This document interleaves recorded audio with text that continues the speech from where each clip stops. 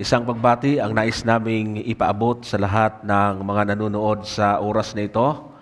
Tayo po ay live dito sa San Pedro Seventh-day Adventist Church at isang karangalan na muling makapaglingkod sa ating mga taga-subaybay sa iba't ibang bansa at gayon din dito sa Pilipinas, sa iba't ibang mga probinsya. Mga kapatid at mga kaibigan, dito sa programang pag-aralan natin, isang espesyal muling episode ang nais naming ihandog sa pagkakataong ito. Sapagkat sa pangalawang pagkakataon ay ating makakasama ang isang minamahal natin at kinikilalang tagapagturo ng Biblia. At gusto ko po siyang ipakilala para diretso na po yung kanyang pagbati. Nagkaroon po ng First Philippine National Bible Contest at pinalad po ng ating kasama ngayon ang naging champion. Siya po yung nanalo. Kaya siya po ay ipinadala bilang kinatawan ng ating bansa sa Israel sa ganun ding taon. At siya po ang nagtap sa preliminary exam. Kaya ibig sabihin ay katiwatiwala na Nilahukan po yun ng 24 contestants from 24 countries. Isang contestant sa bawat country. Mayroon 2 rabbis doon. Ang rabbi ng Israel, si Rabbi Aaron Ben Shushan, at isang rabbi mula sa United States of America, si Rabbi Dov Edelstein. At sila ay mga mahusay, yung rabbi ng Israel sa ulat ng Biblia. At ngunit ginawa ng paraan ng Panginoon na ako pa rin na mag-top doon sa First Philippine National Bible Contest. Out of 48 points, ay ang mga 2 rabbis ay 46 points. At ang nilingkod din ako ng 47 points out of 48. Ngunit ako ay nag-complain at tinanong ko kung ano ang aking pinakamali doon na isang mali. Ang sabi niya, actually you got perfect. But the quality of your answer in the essay is low quality, so we deducted only 1 point. But nung kami na sa 12 finalists in honor of the 12 tribes of Israel. At siyempre, mahirap pang itinanong sa akin. Kahit na sinabi niya sagot, hindi ko rin may connect ang sagot dun sa tanong. Ayan. Ilang taon kayo naglingkod bilang instructor sa Adventist University of the Philippines? 16 and a half years akong nagturo at ako'y nag-dean din sa College of Theology. At doon ako, pagkatapos ng aking, nung ako'y mag-retire, ako'y pinitisin na aking anak sa US. Kaya doon ako sa US ngayon. Ako ay connected ngayon sa Apostolic Ministry. Ibig sabihin, nag-aalaga ng mga Apostolic Ministry. At ako ay nagre-research at ako ay nagsusulat. Meron ako 5 projects na sulatin, books. Okay, so ibig sabihin, mga kapatid, ang ating makakasama isang doktor ng kasulatan, kaya maging komportable po tayo. Malaking bagay ang ating matututunan ngayon at isang karangalan sa programang pag-aralan natin na kayo, Pastor, ay ating makasama. At siyempre po, ang pangalawang episode natin, kasunod nito ay magkakaroon po tayo ng question and answer. At ikinagagalag ito ng ating mga libu-libong taga-subaybay sa iba't ibang bansa. Binabati ho namin kayo. At ngayon, mga kapatid, bago tayo tuluyang magpasimula, ay nais ko munang anyayahan kayo sa isang panimulang panalangin. Tayo po ay manalangin. Dakilang Diyos, amang banal na makapangyarihan sa lahat. Sa oras na ito, Ama, kami ay lumalapit sa inyo sapagkat wala kaming sapat na sariling kaalaman upang ipahayag ang inyong banal na salita. Subalit, sa pamagitan ng inyong gabay, ng Banal na Espiritu, ay inyong niloob na ito ay aming maipahayag, lalo na po sa isang tao na inyong sinugo ngayon, na ang mga katotohanan na amin pong ibabahagi ay magkaroon ng malaking kapakinabangan sa bawat makikinig sa oras na ito. Ito ang aming dalangin sa pangalan ng Panginoong Hesus. Amen. Amen. Pastor, baka mayroon kang babatiin na ibang nasa ibang lugar na yung mga kaibigan bago tayo magpasimula. Nais kong batiin ang lahat sa inyo na nito at kaya din sa mga nasa iba't ibang bansa na sumusubaybay sa pag-aralan natin. Opo. Itong programang ito ay pag-aralan natin sa panguna ni Brother Hamikan. At ako yung umaasa na patuloy niyong susuportahan, hindi lamang ng panalangin kundi ng pinansyal upang pagpatuloy itong pagbabahagi ng katotohanan sa iba't ibang bansa na narinig. Ayan. Ang programang ito po ay lagi po tayo may live streaming. Nasumpungan at na-discover po kasi natin na napakarami pong tao sa Facebook, lalo na pag nagla-live. At sa bawat episode natin pong pinapalabas ay kagabi ay umabot po tayo ng kulang-kulang 5,000 viewers. Isang broadcast po yan. So, napaka lawak ng inaabot. Kaya kung kayo po, mga kapatid, ay hindi pa nakakapanood, i-like nyo lang po yung page. Din pag mayroong live streaming, share nyo lang po. Kaya yung mga friends ninyo ay manonotify po sila. Then, yung friends na nila, kay umaabot. Kaya nakakabag-reach po tayo ng 50,000 people sa isang broadcast. Kaya atin po itong pinagbuti.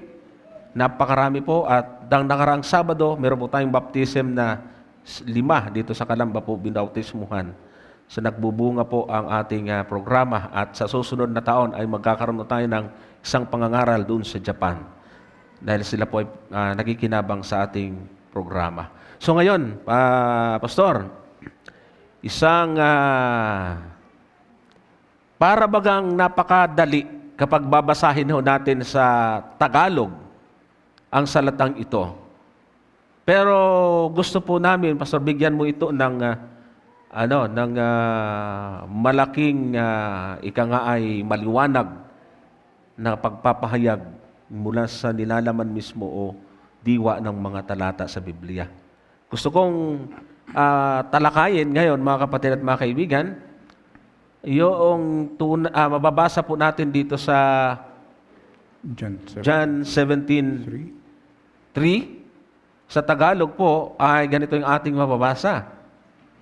At ito ang buhay na walang hanggan, na ikaw ay makilala nila na iisang Diyos na tunay at siyang iyong sinugo sa makatuwid bagay, si Jesucristo. Ito ay palasak na paksa pero walang katapusang diskusyon, mga kapatid at mga kaibigan, Pastor. Dahil nga naman, kaya napipilitan na talagang hindi matanggap ng marami ng Espiritu at ang Panginoon Jesus ay Diyos dahil malinaw ang sinasabi ng talata na ikaw ay makilala nila na iisang Diyos na tunay. Bakit kinikilala natin si Kristo, Espiritu na Diyos? Gayong ang ina-address ng Panginoon na iisang Diyos lang ay sama. Okay, ating pansin itong sa John chapter 17 verse 1 up to 3. When Jesus had spoken these words, He lifted up His eyes to heaven and said, Father, so ang kausap nito ay Father, not the siyang Father. The hour is come, glorify thy Son, that the Son may glorify thee, since thou hast given him power over all flesh, to give eternal life to all whom thou hast given him. And this is eternal life, that they may know thee, the Father, the only true God. Kung ating ititigil yung only true God, hanggang doon lang, talagang ang Ama lang ang true God. Tama. Pero may comma yun, then mayroong salitang and. Ang sabi dito, the only true God, and Jesus Christ whom thou hast sent. Iyon. Siguro sabi, hindi mo maliwanag na kasama si Jesus Christ doon. Diba? Pero inyong mapapansing maliwanag yon kung babasa tayo ng isang teksto na ganoon din ang construction ng pag-uusap. Inyong pansinin sa King James Version ng Genesis chapter 7 verse 23. Noah only remained alive. Nung bang, ang sabi sa ating basa ng verse 23, and every living substance was destroyed which was upon the face of the ground, both men and cattle, that was during the flood, and the creeping things, and the fowl of the heaven. And they were destroyed from the earth, and Noah only remained alive. Kung titigil tayo doon sa Noah only remained alive, magkakamali tayo. Oo nga. Sapagkat remained alive din yung asawa niya, 3 anak, at mga asawa ng kanyang anak. Oh, mga manugang niya. Dito sa remained alive sa Hebrew, ito pong Hebrew text. Ito pong Hebrew text. Sinasabi dito sa verse 23 na Wayishaer ach Noah. Yung Wayishaer, yung Yishaer, ay isang Hebrew verb na singular. Singular. So, para bang hindi kasama yung asawa ni Mga Noe, naman. mga anak at mga manugang niya. Singular at saka male. Masculine. Masculine. Masculine ito. So, hindi kasama yung babae. May mga babae. feminine doon. Oo. Asawa niya. So, kung inyong babasan lamang at titigil lang doon, ang sabi, Noah remained alive, comma dito, comma, and they that were with him in the ark. So, maliwanag na. And they that were with him in the ark. So, kasama yung kanyang asawa at mga anak at manugang niya doon sa diwa ng remained alive. At totoo namang hindi namatay yung sila, di ba? Tama. So, ito din ang construction doon sa 17:3. And this is life eternal, that they may know thee, Father, the only true God. Yun ang description. This Father, only true God. Anong description doon sa Genesis? Ginawa, Noah only. Anong description? Remained alive. Ba? Oo nga. Pagkatapos, ang description dito sa John 17:3, may comma din. Comma. Tapos meron ding kasunod na and Jesus Christ whom thou hast sent. So kasama din si Jesus Christ sa pagiging God. Yun. Kung hindi niyo isasama yung si Jesus Christ dito sa pagiging God, doon sa kinawa, huwag mo na rin isama yung remain alive dun sa mga babae at saka kanyang anak at mga manugang. Iyon, ang ganda ng punto doon. Bakit niyo isasama?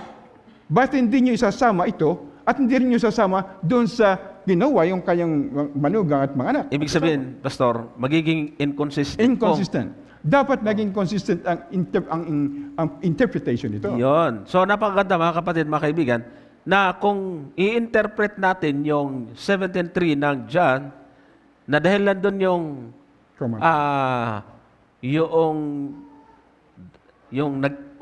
tanging, only true God. Only true God. At period. Hindi natin isasama si Kristo doon. Yun. Dapat, yung Genesis, ay ganoon din. Hindi sasama yung anak. Nag-iisang natirang buhay, Sinawala. si Noe, ay di wag na rin isama yung asawa. O, di mali. Kaya ibig sabihin, kung binanggit yung salitang yon doon sa Genesis,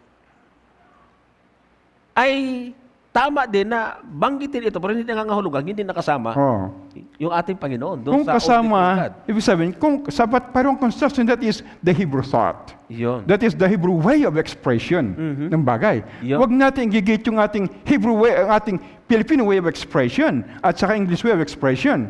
So ito sa King James Version, ito ang talagang tapat doon sa construction ng Hebrew text. Yan. Kaya't ang mabuti dyan ay kung hindi isinasama yung Jesus Christ sa pagiging Diyos, wag na rin ninyong isama yung yung asawa at mga anak niya at mga manugang niya na remain alive. Tama. So mali ang inyong interpretation sapat remain alive yung sila. So ibig sabihin, kung babalikan natin yung 17:3 ng John, doon sa isang Diyos ng natunay, kasama yung Panginoong Hesus Because of the end. Yun. Yung Jesus Christ. Oo. Di naman sa kuwan, Noah only remained alive, and Yun. yun nagpasama yun nagpaad. Kasi yung end nagpapaad yun Tama. sa karanasang remained alive. Ayan. Dito kay Kristo, you are the only true God. And, yun ang end niya nagpapasama kay Jesus Christ sa pagiging true God. Katulad na yun. So that is a Hebrew expression.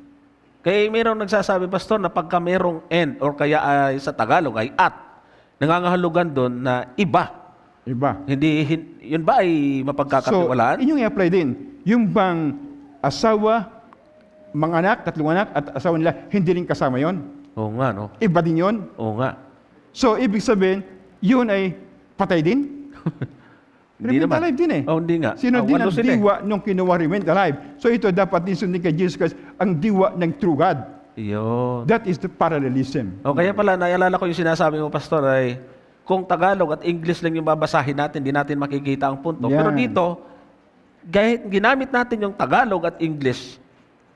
Pero sa pag-a-analyze ng talata, pasok pa rin. At makikita pa rin natin yung tunay na diwa.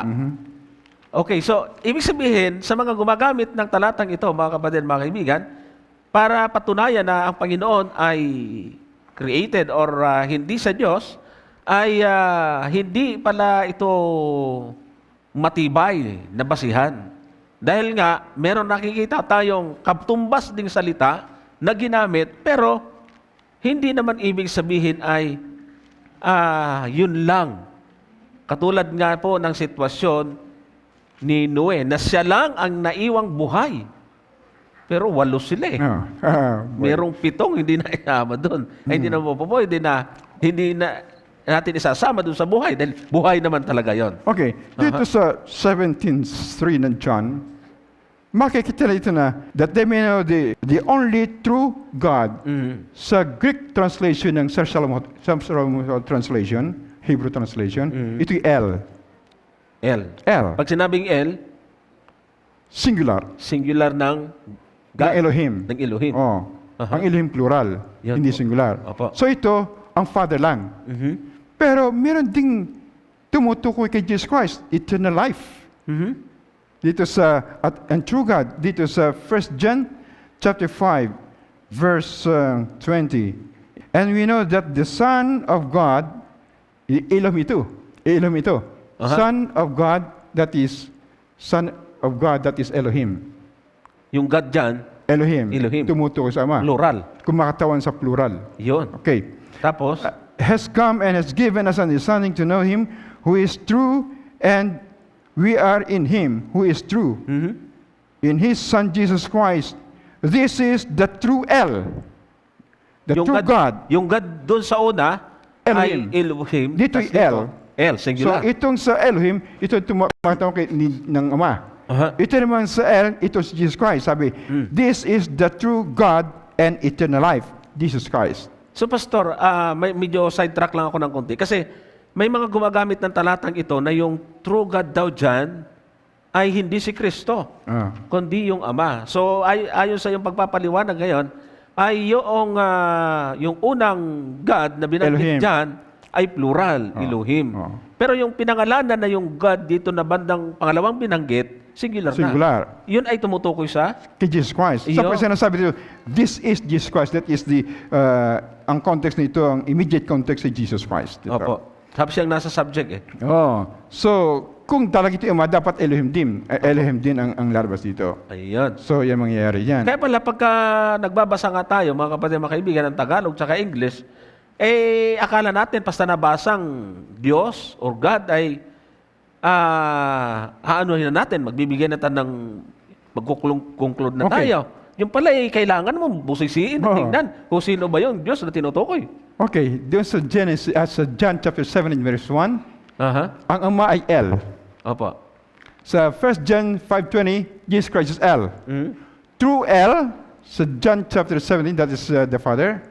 True L din sa 1 John, that is Jesus Christ. Opo. So, true L plus true L equals true Elohim. Dito mababasa yan sa Jeremiah chapter 10 verse 10. But the Lord is the true God, the true Elohim. Plural. Dito sa John 7:3, that is true L. 1 John 5:20, true L. Pag pinagsama, true Elohim. So yung Jeremiah 10 verse 10 ay Plural. Elohim. Elohim. Big sabihin, hindi lang yun yung Ama. Hindi lang Ama. Hindi lang si Kristo. So that is a combination of personalities. May mga bumabangong pastor na tanong na sino yung Diyos dyan? Ibig sabihin, yung Ama lang at yung Anak yung nandyan, yung tinutukoy? Ating pag-aaral natin mamaya, nakasama dyan ang Banal na Espiritu. Okay. Mamaya ating Okay, pag-ahimahimahin sige po. natin. Yan, maganda yan. Gusto ko lang ipasok din ito, yung marami nagkakamali dito sa 1 Corinthians chapter 8, verse 6, di ba? Sige nga. Okay, gusto kong ating himayin din ito. Sabi sa 8:6, yet for us, there is one God, comma, Opo. the Father. Para bagang ang God ay Father talaga. Aha. Yun lamang, Father. From whom are all things and for whom we exist. And one Lord, comma, Jesus Christ. Tama. Na para bagang si Jesus Christ lang Lord at ang may hindi.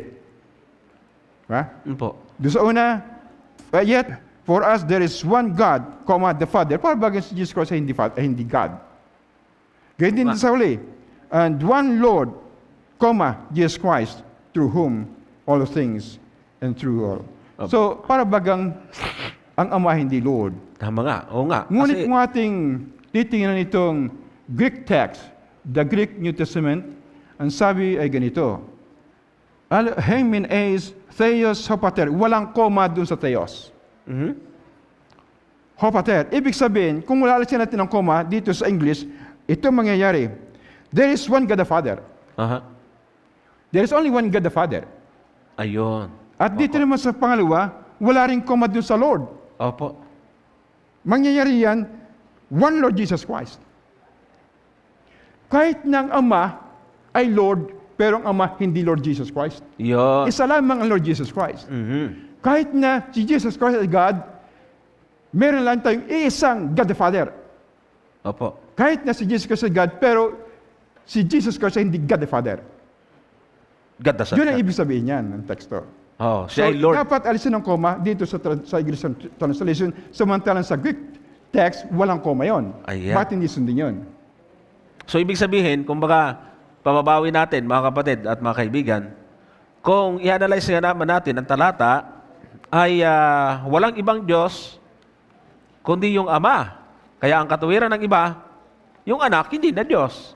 Kaya lang, ang problema nga naman, isa lang din yung Panginoon, yung anak, hindi naman. So dito, ayon sa paliwanag ni Dr. Durante, ay ang pinakamaganda at madaling pag-unawa dyan ay meron lamang tayong isang Diyos Ama. At meron tayong isang Panginoon na si Jesus. Hindi ibig sabihin, Isang Panginoong Jesucristo. isang Panginoong Jesucristo. Kasi ang Ama, Panginoon, pero hindi siya Panginoong Jesucristo. Ang Ama, Diyos, pero si Kristo, Diyos din, pero hindi siya Diyos Ama. Nasundan po niya, mga kapatid.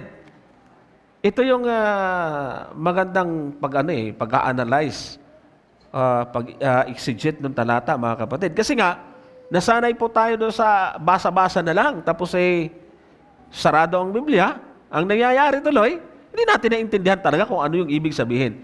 Dahil nga, kulang tayo sa pag-analyze ng bawat talata. Meron pa, Pastor, tayong maibabahagi sa ating mga taga-subaybay?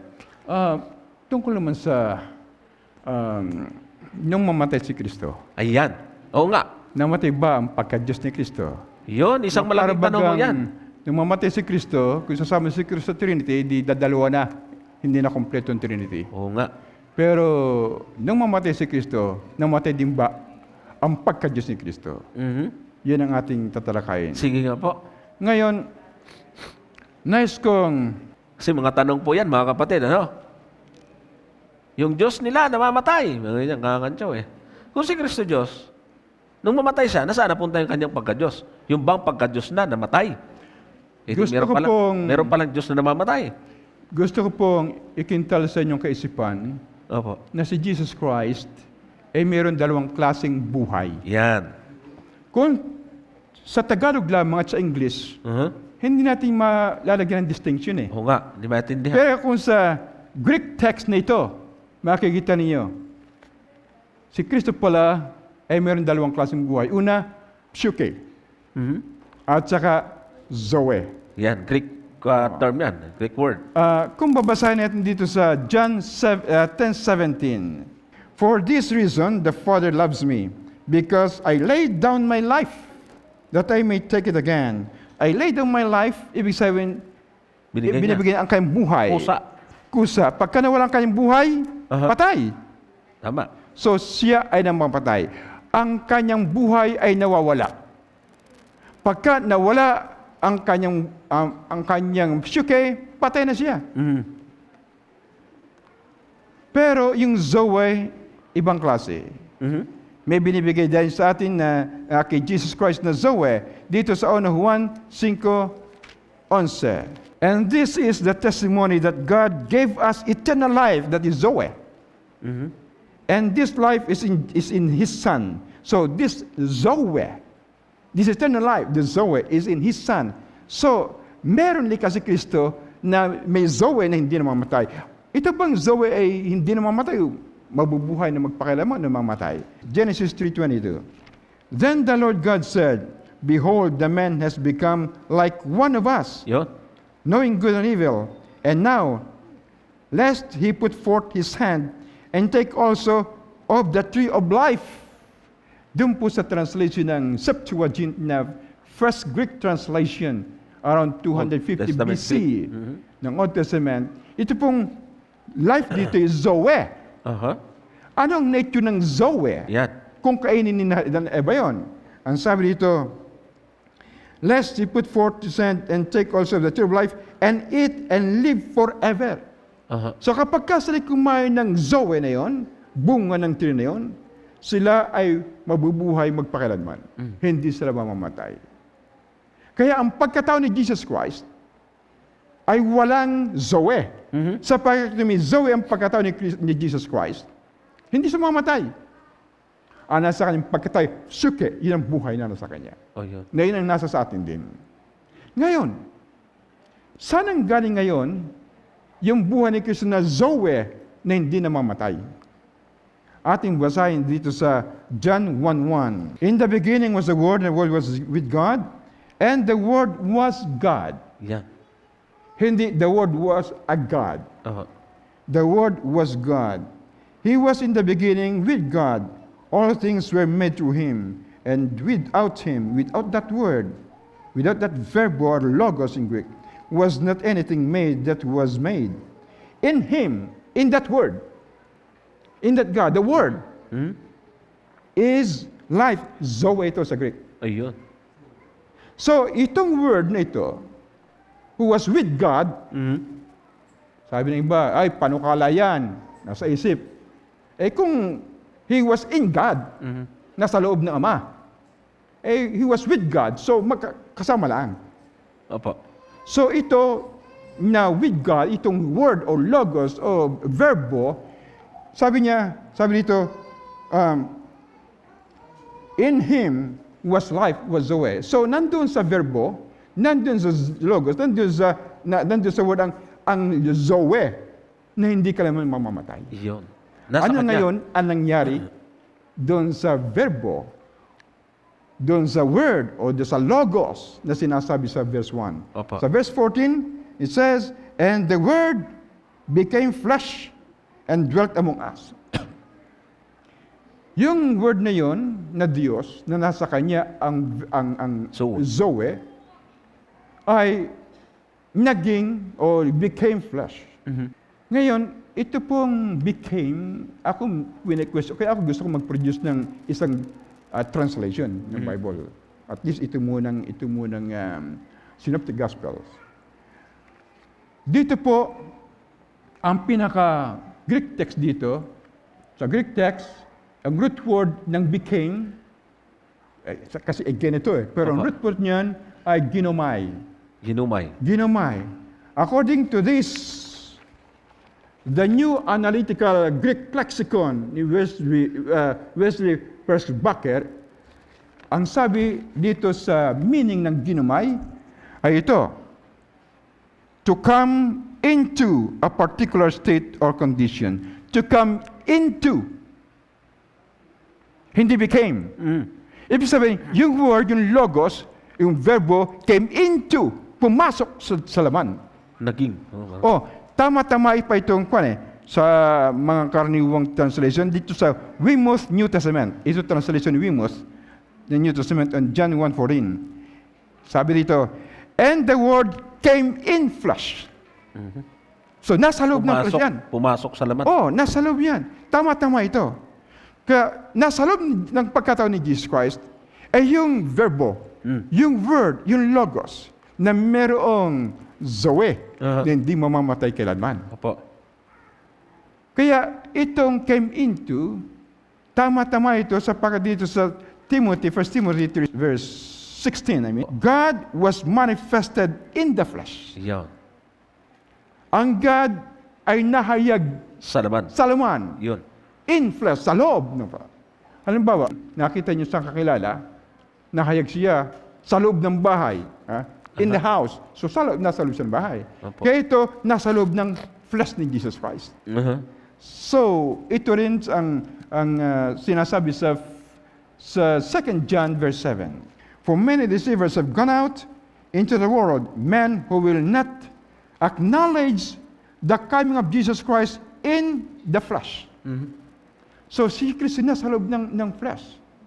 Sa Tagalog, na siya pumaparitong nasa laman. Halimbawa, doon sa aking libro. Opo. Marahil nabasa yung libro. Oo nga, marami naghahanap doon. Nakita ninyo ang inyong ama na pumaparitong nasa kotse. Yun. Itong mga kaibigan nating ibang panampalataya, inaalis yung salitang nasa. Opo. Sinasabi ito na nila Naparitong. na narito na si Kristo ay pumaparitong laman. Yun. Inaalis ang salitang nasa. Nawala. Halimbawa, doon sa illustration na ang iyong ama ay pumaparitong nasa kotse, alisin mo ang salitang nasa. Ang iyong ama ay pumaparitong kotse, di ba na ang kalugan? Eh di kotse na siya. So, ibig sabihin, itong verbo na suma sa Diyos, itong word, itong logos na suma sa Diyos, yan ay nasa loob na ng pagkatao ni Kristo. Opo. Na mayroong sariling buhay na hindi na namamatay. That Iyon. is live forever. So ibig sabihin, Pastor, in short ang namatay kay Kristo, yung laman. Yung laman, hindi yung suwi, yung life verb na hindi namamatay. o hindi nawawala yung kanyang life na hindi namamatay. Yun. Ating Yung katangian ng pagiging Diyos niya, hindi yun nawala. Ating balingan itong John chapter 2 verse 19. Jesus answered them, "Destroy this temple, and in 3 days I will raise it up." Oo nga. Destroy this temple. Tinutukoy niya yung kanyang sarili. Ang sinasabi dito ay, but he spoke of the temple of his body. Destroy this body, and in 3 days I will raise it up. Opo. At gayon din halos ang sinasabi dito sa 10:17 ng John. For this reason, the Father loves me, because I laid down my life that I may take it again. Uh-huh. Kung siya ay nilay down life, patay na siya. Paano niya matetik again ang buhay kung siya patay? Uh-huh. Matetik niya kung siya buhay. Tama. I will raise it again. Paano ma-raise niya kung siya patay? Ayun. Kung pagka-Diyos hindi patay. Ang iba kasi kung tumatalo, ang gagamit ito talata, ito Pastor, ay tumatalon sila sa ibang talata na binuhay siya ng Ama. Okay, sabihin natin. Samantalang nandoon na rin pala yun. Eh, no? Ito sa teksto nito. I lay down on my accord. I have power to lay it down, and I have power to take it again. This charge I have received from my Father. Yun. So, ang Ama, sa chain of command, ang Ama, ang bumuhay. But, yung chief executive, ang nag-execute niyan ay ang anak na siya bumuhay sa kanyang sariling pagkatao na namatay. Kaya sinabi niya na may kapangyarihan siyang magbigay, may kapangyarihan siyang kumuhang muli. Ibig sabihin buhay. Opo. May buhay siyang likas, na buhay ng patay niyang likas. Kaya ang susi pala ron, Pastor, ay yung Greek word ng life. Life, Zoe. Yan. Itong Sabihin ay ito, walang kamatayan yun. Oo. Yung isang termino doon, Pastor, para Syke, yun, namamatay. may talaga kamatayan yun. Yun yung kanyang pagiging tao. pagkatao niya. Yun. Pero ang kanyang pagkadiyos hindi namamatay. Sapagkat meron siyang buhay na ang tawag is Zoe, that is will live forever. Hindi namamatay yan. Dapat kasi ang problema sa atin ngayon puro translation na lang, hindi nga natin maintindihan yun. Kaya tuloy, kawawa yung Panginoon, tagapagligtas, ginawa talagang tao lang. Samantalang dito ay napakahiwaga at dakila ng ating Panginoon kung ating kukunin yung malalim na diwa ng mga talatang ito. Ang ngayon, tayo, di ba sabi niya ng ating Panginoon Kristo, God so loved the world that He gave His only begotten Son, that whosoever believeth in Him shall not perish, but have an everlasting life. Yan. So tayo magkaroon ng buhay walang hanggan. Apo. Sinasabi din sa 1 John chapter 5 verse 11. And this is the testimony that God gave us eternal life. God gave us Zoe. Yun, eternal And this life is in His Son. Yun, nandun kay Kristo Na pala kay yun. Kristo. Ang patotoo pa, parang nasa bangko yan eh. Oo nga. Okay, naalala ko yung kaibigan ni John Mark. Nasaan si John Mark? Ayun, sa labas. Alawas. Yung kaibigan niya, yan. Aha. Merong kaibigan si Brother Lampagos, John Mark. Di ba, John Mark? Kaibigan natin. Ang lola niya mayaman. Di ba? Mayaman siya. Pero nung bago mamatay, yung unang dumalaw, yung apo niya. Ayun palang kayang desisyon kung sino ang unang dumalaw, pamamanahan ko ng malaking pera. Pinamanahan malaking pera, ay bata pa. Anong age niya nung mamatay? Medyo teenager pa, no? Okay. Bata ka. So, bata pa. Hindi pa pwede. Opo. Hindi Ganun ba yun? pa pwede bigay. Oo, pag ganun. So, may criteria yun. Merong ngayon, sa pangalan na nung bata, sa pangalan ng bata, sa bangko. Opo. Pero wala pa sa kanya. Yun. Nakatago sa bangko yon. Saka ibibigay pagka dumating ang panahon na sinasabi ng ina, ng grandmother. Ganyan din, tayo binigyan ni Jesus Christ ng Zoe, eternal life, pero wala pa sa ating katawan. Yun. Nakatago yun. Opo. Sa nakatago, 3:3 ng Colossians. For you have died, and your life, that is Zoe, Opo. your life is hid with Christ. Yun. Nakatago That. kay Kristo. Parang nasa bangko. Opo. Later on, ibibigay sa atin yan. Tama. Kasi Kailan ibibigay sa atin yan? Kasi namamatay pa tayo ngayon eh. Sa Matthew 25, when the Son of Man comes in His glory, yan. and all the angels with Him, then He will sit on His throne, glorious throne. So, second coming Jesus Christo. Opo. Ang sabi pa rito, sa 45, then He will answer them, truly, I say to you, as you did it not to one of these lists of these, you did it not to me. And they will go away into eternal punishment, but the righteous into eternal life. Yun. At the second coming of Jesus Christ, ibibigay sa yan. Opo. Yun nakatago kay Kristo. Yun. Yan. Kasi minsan, may mga nakakausap ako minsan eh. May buhay na walang hanggan na tayo eh. Ba't ka pa kayo namamatay? Oo. Kaya ang paniniwala ng iba, yung mga Baptist, meron talaga tayong identity na hindi namamatay. Kaya pumasok ngayon yung immortality of yung kaluluwa na hindi namamatay sa atin. Dahil nga, tinanggap na daw natin yon, mamatay yung physical natin, at yung buhay nasa iyo na talaga. Kaya mayroong paniniwala sila na pag namatay ang tao, mayroong buhay na kaluluwa. Yun ang kasagutan daw, ang katuparan at kahulugan ng talata. So yun pala ay ibig sabihin, yung pangako nasa iyo na. No? Pagdating ng panahon, tulad ng illustration sa bata, ibibigay sa iyo yung mana. Yes. Yung pangako ng buhay na walang hanggan, pagdating ng panahon, ito yung tinatawag nating pagdating ng Panginoon na lahat ng mga namatay kay Kristo ay bubuhayin. Doon natin tatamuhin yun, Pastor. Yung buhay na walang hanggan. Okay, yung katapusan natin di-discuss bago tayo tumanggap ng mga questions mo. Apo. Itong hot potato subject, Ayun nga. Trinity. Ang Banal Espiritu by Diyos. Ayan, marami pong mga, Pastor, marami akong napupuntahan mga simbahan, iba't ibang mga probinsya. Ito talaga ay malaking problema dahil marami pong mga opisyalis ng iglesia na hindi naniniwala na ang Banal na Espiritu ay Diyos at isang persona. Manapa ang paniniwala nila, ang Holy Spirit ay siya rin yung Espiritu ni Kristo at Espiritu ng Diyos. Sige, medyo exciting itong paksa na to. Una-una, yung karniwang ginagamit. Yung una kong babagitin. Pagkatapos, yung huli kong babagitin, yung karniwang, ang hindi karniwang binabanggit sa atin ng mga tao. Opo. Okay, dito sa Acts chapter 5, verses 3 to 5. But Peter said to Ananias, why has Satan filled your heart to lie to the Holy Spirit? Opo. So, si Ananias nagsinungaling sa Banal na Espiritu.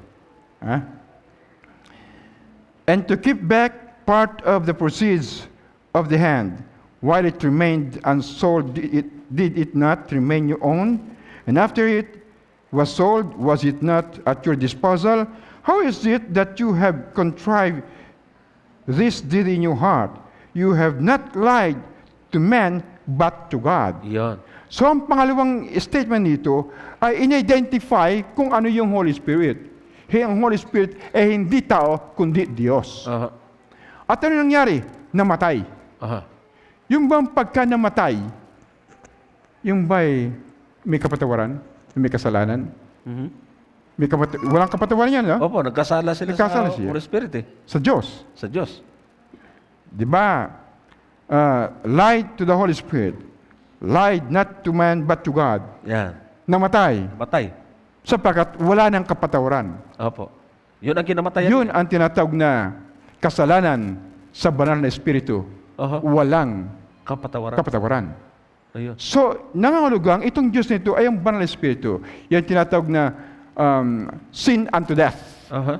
Sinasabi sa 1 John chapter 5, sin unto death. Kaya ito ay banal na Kasalanan Espiritu. ikamamatay. Oh. Yan ay karaniwang binabasa sa atin na ito ang tunay, ang patunay na ang banal na Espiritu Diyos. Oh. Okay, last part.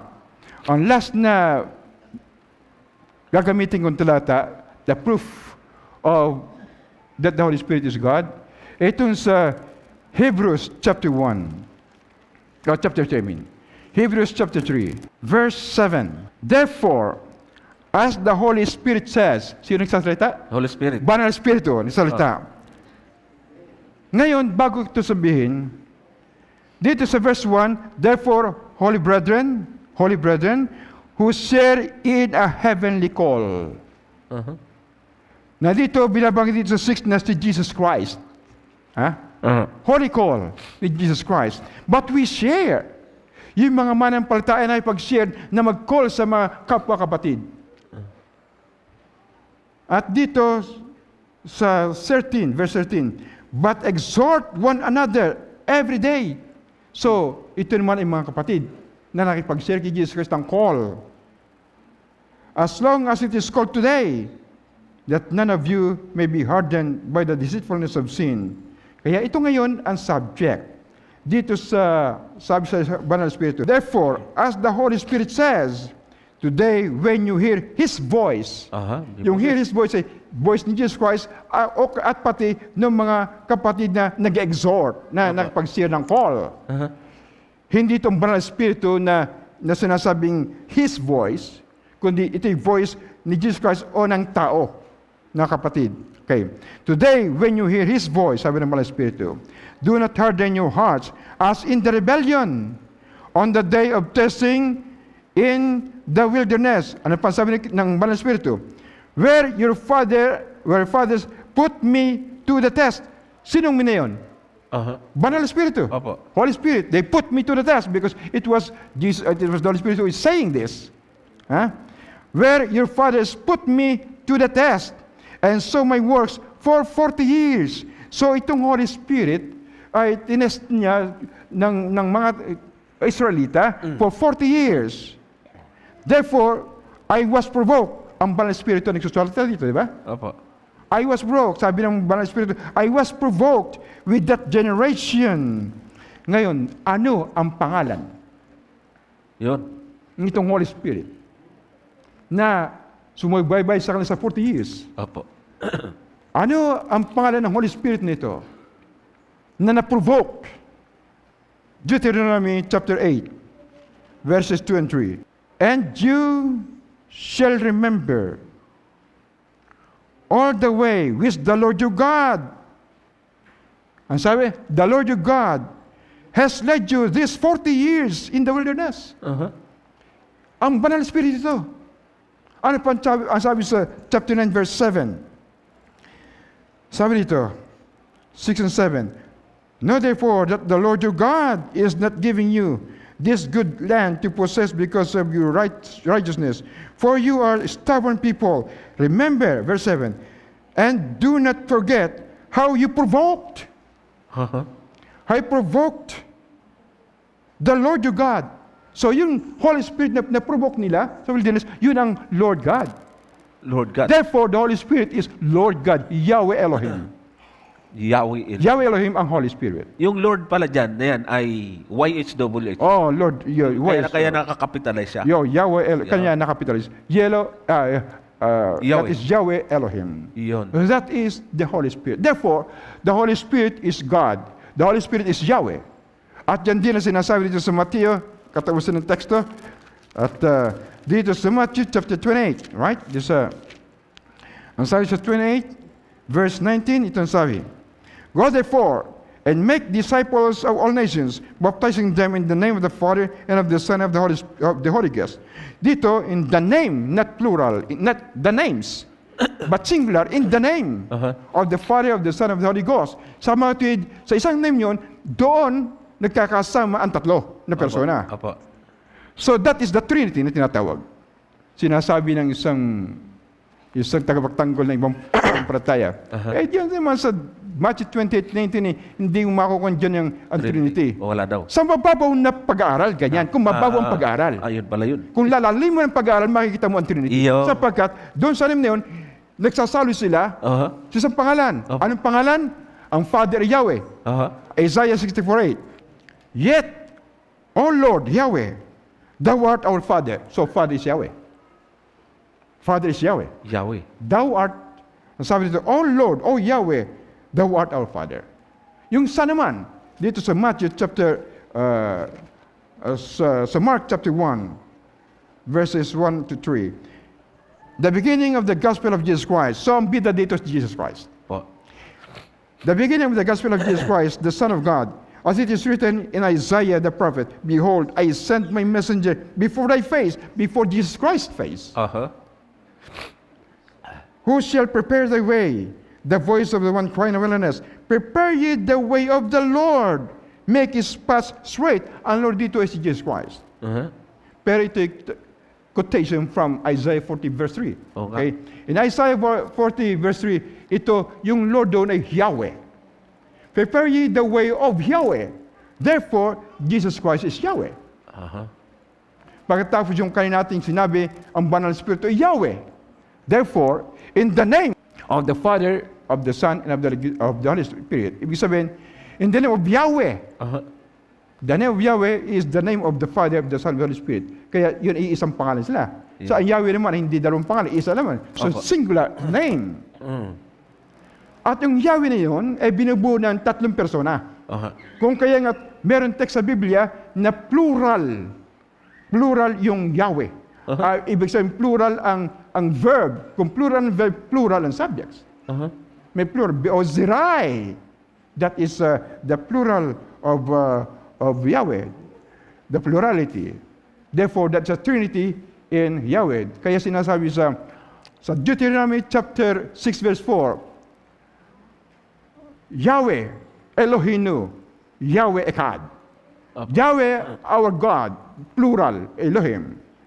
Yahweh Echad. You are united because God means, Echad means Yahweh. So that is the content of the word Yahweh. Contained the three personalities of the Father, the Son, and the Holy Ghost. Ayan. So, mga kapatid, ito po yung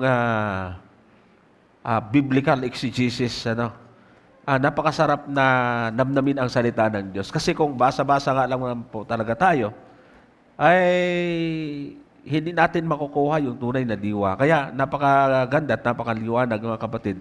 Lalo doon sa mga hindi naniniwala sa personality ng Holy Spirit, ito po yung malalim na pagpapaliwanag na ang Holy Spirit pala ay tinawag o ginamitan din ng pangalan ng Diyos, yung Yahweh Elohim. Yung Yahweh Elohim. Kaya, additional lang mga kapatid, minsan nilalampasan lang natin. Pag mayroon po tayong nababasang mga translation na nakapitalize yung Lord, ang ibig po sabihin yan ay Yahweh yan. YHWH yung tinatawag nating tetragrammaton. Pero pagka normal lang na Lord, pwedeng ikaapit yan sa Panginoon, pwede rin, at lalo na sa mga master o yung mga amo, yung mga tao, pwede. Pero pagka ginamit yan, ay Yahweh yan. At ito po, sa talata na ating mga ginamit ay at pinangalan o in-address sa Holy Spirit. Pastor. Paminsan yung Yahweh na itatranslate din na God, pero lahat capital. Capital G, capital O. Yan. Nagkakaroon din ng translation ng gano'n. Kaya ibig sabihin, mga kapatid, tayo, total meron din naman tayo mga may kakayanan na magpaliwanag ng ganito. Maiwasan sana yung mga ah, paniniwala. Alam mo, na medyo nakaka-alarma na ho. Napakarami po na yung ngayon, yung mga hindi naniniwala sa mga anti-Trinitarian Adventist. Isa sa mga contention ng mga anti-Trinitarian ganito. Doon sa Book of Revelation, bakit dalawa lamang anak ko po? Yan. Tron? O nga. Hinahanap Dapat daw tatlo. Bakit trono. wala ang banal na espiritu? Ang sagot ko ay ganito. Sino ang nagbibigay at sino nagbigay ng qualification ng Diyos ay dapat nakupo sa trono? Ang Diyos ba o ang anti-Trinitarian? Siyempre, anti-Trinitarian. O hindi man ang Diyos. Walang qualifications na binibigyan ng Diyos sa Biblia na dapat ang Diyos nakupo sa trono. May kanya-kanyang role yan. Kanya-kanyang role. Po. Ang Ama, nandoon, parang siya ang pinaka-chairman. Opo. Siya nag-assign. Iba't ibang role. Si Jesus Christ, siya nagkatawang tao. Ang Ama naman, hindi nagkatawang tao. Kanya-kanyang role. Ang Banal na Espiritu ay sinusugo at siya nagsasalita pagka mayroong mga visions at ibang bagay pa. So, may kanya-kanyang role sila.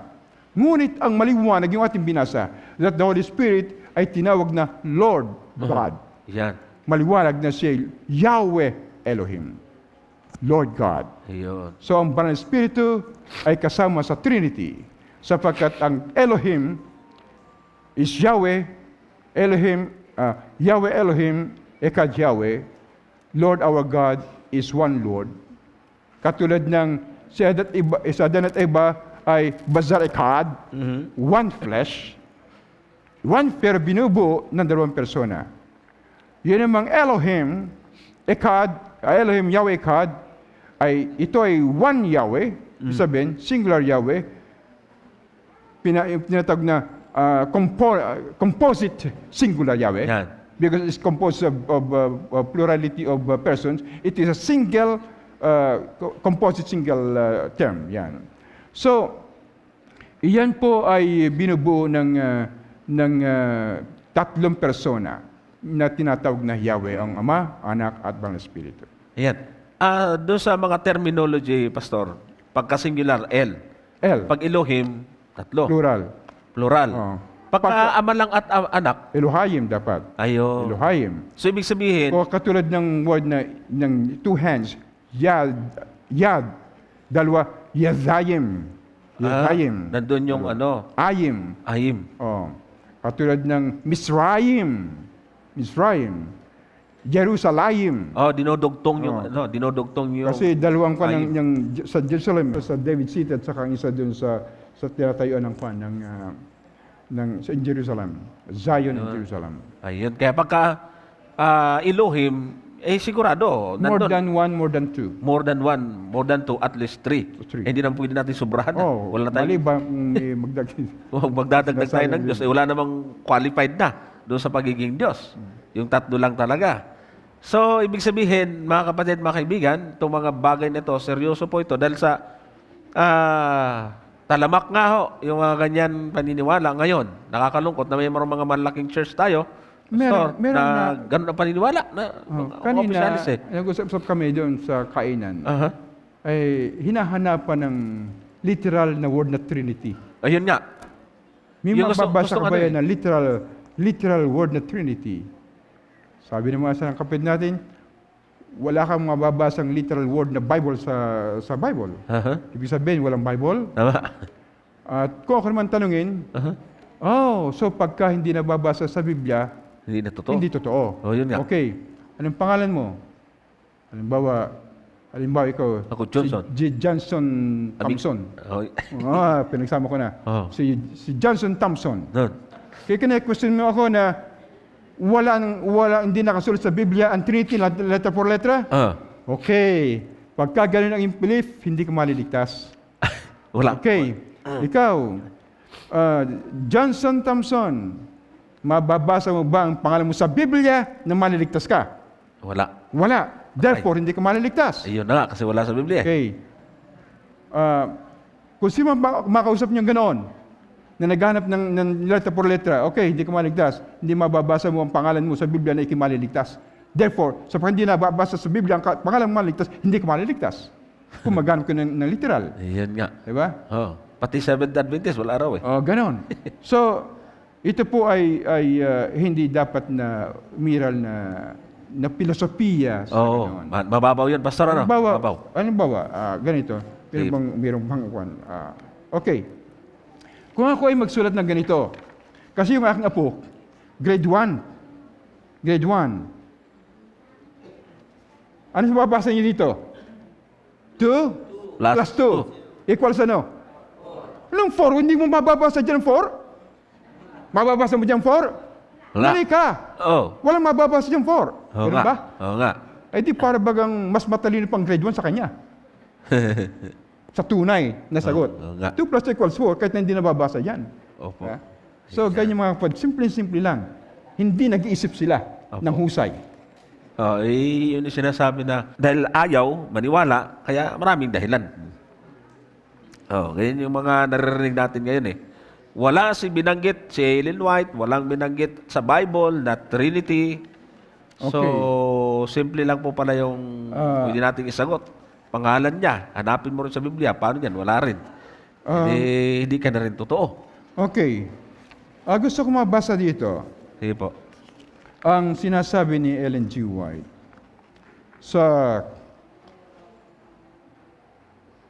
dito sa Evangelism 617. Sinulat yung 1897. The prince of the power of evil can only be held in check by the power of God in the third person Yan. of the Godhead, the Holy Spirit. Sinasabi pa din sa Ellen G. White Evangelism, page 615, there are three living persons, the heavenly trio, the Father, the Son, and the Holy Spirit. Yun.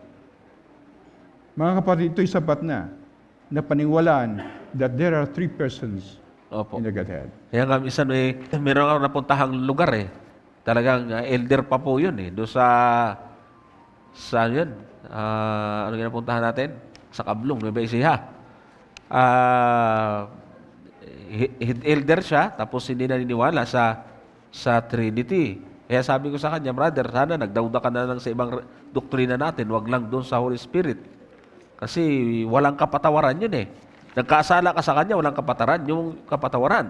Yung i-deny mo siya bilang isang sangkap ng kadyusan ay isang malaking kasalanan yun, pastor, na may tuturing. Kaya sana makatulong ito sa ating mga kapatid na nagda-doubt na marami po. Doon sa Antipolo na aking napuntahan ay ang maganda sana kung nakikipag-usap pero hindi naman nakikinig. Ini-distract yung ibang mga kapatid habang nagsasalita tayo ay ini-influensyahan yun. At marami din sa atin mga madali namang maniwala. Pastor. Nalimutan kong banggitin kanina yung Yahweh Sige na po. may plural verb. Dito sinasabi sa Psalm 118 verse 7. The Lord, o Yahweh, is on my side to help me. Yung po ay Beozirai, plural. Plural ang verb. Pagka plural ang verb, plural din ang subject. Hindi naman sinasabi na iisa siya, si Johnson ay nangagsasalita. Ay parang hindi naman tama yon. Dapat plural din. Opo. Johnson at si Gideon ay nangagsasalita. Yun ang tama. Yeah, tama. Kasi plural. Opo. Ito, plural, Psalm 118 verse 7, the Lord Yahweh is on my side to help me. That is Beozirai. Yung to help ay Beozirai. Yung Beozirai, that is me. So Beozirai, Beozira, yung po ay tinatawag na plural verb. Ayun. Ihigit sa isa. At Ayan. yung pong ang Diyos ay plural din. Plural ng ang verb. Genesis 20:13 ay when God caused me to wonder. So that is you. Yan ang mga plural. Natapos po yung ating first episode ngayon at dadako tayo sa ating question and answer.